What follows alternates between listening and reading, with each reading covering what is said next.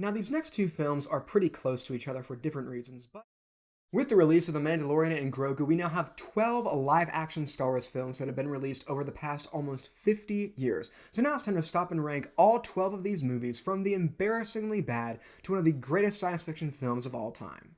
Now, as we get started, the last two on this list really could go either way because they are both terrible examples of Star Wars films. But coming in at number 12, in last place, we have Star Wars Episode 8, The Last Jedi. From a strictly filmmaking standpoint, this movie is a mess. It is bogged down by useless characters, useless plot lines, and it keeps cutting back on itself. But as a Star Wars film, this movie is a disaster. Where Force Awakens played it so safe to the point of a ripoff of the original film, this movie goes into the complete opposite direction, into full-blown subversion, where we are rewriting entire characters and treating the original saga as a set of comic book materials that we're picking and choosing from to make the story that we want to tell, rather than treating those films as preceding chapters in a larger narrative that we need to respect. And then, of course, at number 11, we have Star Wars Episode 9, The Rise of Skywalker, another botched mess of a film that tries so hard to course correct from The Last Jedi that it rewrites its main character again and essentially nullifies the entire original saga by bringing back Darth Sidious. The only reason why I would have this film above The Last Jedi is that I actually do like what they do with Kylo Ren and his redemption arc in this film.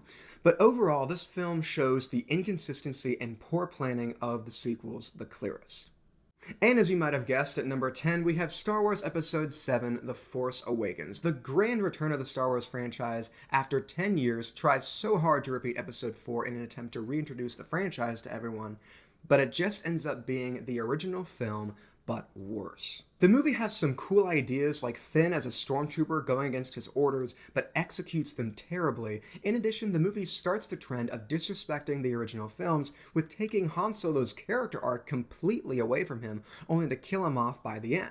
Besides Kylo Ren, this movie remains where it is on my list, and looking back is an unfortunate first act in the disappointment that is the sequel trilogy itself. Moving right along to number 9, we have Solo, A Star Wars Story. Solo is a movie that was marketed as a Star Wars western/heist film, but it just ends up being arguably the most underwhelming and forgettable film of the franchise.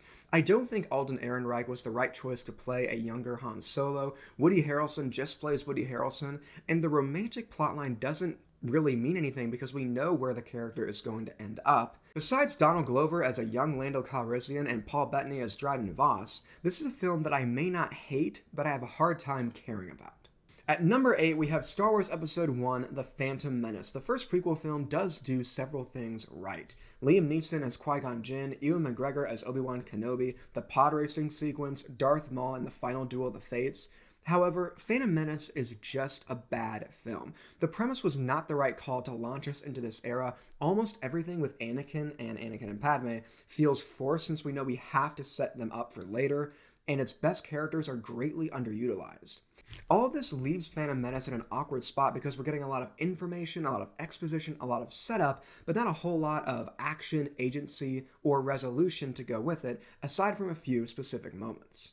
Now, these next two films are pretty close to each other for different reasons, but at number 7, we have our most recent Star Wars film, The Mandalorian and Grogu. Now, I'm coming at this movie from the standpoint of someone who was never a big fan of the Disney Plus series or its main character, but as a Star Wars film and a continuation of that show itself, this movie actually isn't that bad. It's a solid Star Wars adventure with The Mandalorian and Grogu, and it takes what we saw in the series and refines it to be appropriate for the big screen. It does some interesting things with callbacks to Star Wars The Clone Wars, Star Wars Rebels, and even the original films, but because the movie is playing it so safe, probably because of the reception of the Star Wars sequels and some of the other Disney Plus projects we've gotten in the past few years, the movie doesn't really pack the punch that it could, and ends up being in a similar situation to Solo, where it feels hollow and kind of forgettable.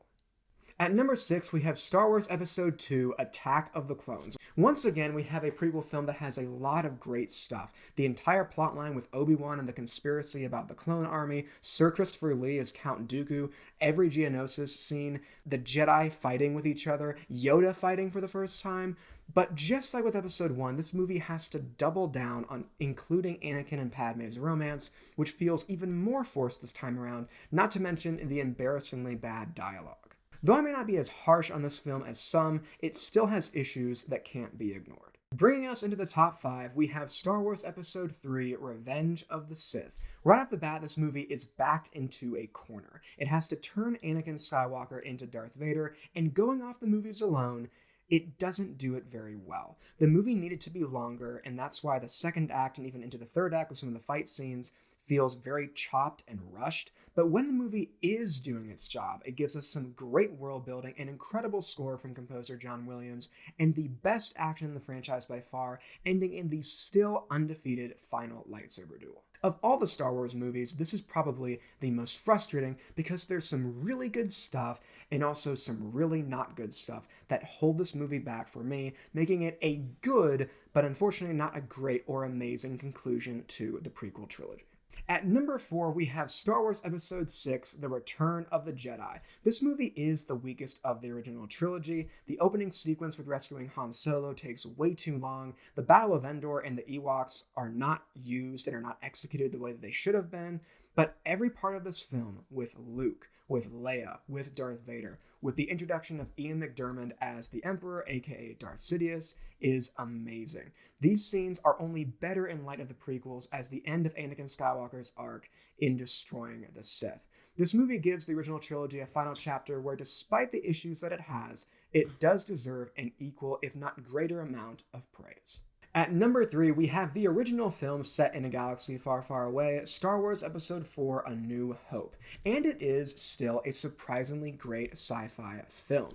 The movie sets up the world with the Empire, the Rebellion, the Jedi, the criminal underworld very, very well. The plot is straightforward, but there's still so much mystery, and the movie really capitalizes on that.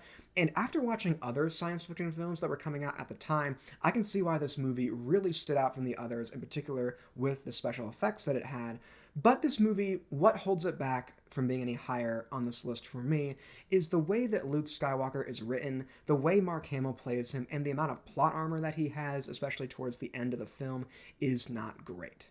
Our runner-up is Rogue One, A Star Wars Story, the first Star Wars spin-off movie that no one really asked for, but ends up being an amazing sci-fi film that happens to be set in the Star Wars universe that is very much connected to the original trilogy. The characters are fleshed out just enough to be believable, even resulting in some great ones like Ben Mendelsohn's director Krennic. This film is a suicide run that shows the good and the bad of both sides of the galactic civil war, and shows you that you don't need lightsaber fights to make an amazing Star Wars film. But that leaves us one film left for the number 1 spot on my list, which is Star Wars Episode 5, The Empire Strikes Back. In one of the most definitive sequels ever made, George Lucas gets to tell the story he always wanted to tell. This movie takes advantage of the setup from the first film. It is darker, more mature and complex, and better written and acted. Both major storylines are balanced, the scenes with Yoda are amazing, and you feel the dread of the Empire itself, and we still haven't fully met the Emperor yet. And the culmination of this is the final showdown between our hero, Luke Skywalker, who is better written in this film than he was in the first movie, and his opponent, Darth Vader, who ends up being his father and solidifies him as one of the greatest cinematic villains of all time. Besides some nitpicks with some of its scenes, Empire remains the best of the Star Wars film franchise. Hello everyone, welcome back to Movies with Michael. I hope you enjoyed this ranking video, and you can show it by leaving a like down below and commenting as well. How do you rank these movies? Which ones do you love? Which ones do you hate? And which ones are right there in the middle? You can tell me all that down below in the comment section. And as always, remember to subscribe to this channel and click the notification icon to be notified about my latest videos. That's all for now, and I'll see you all next time.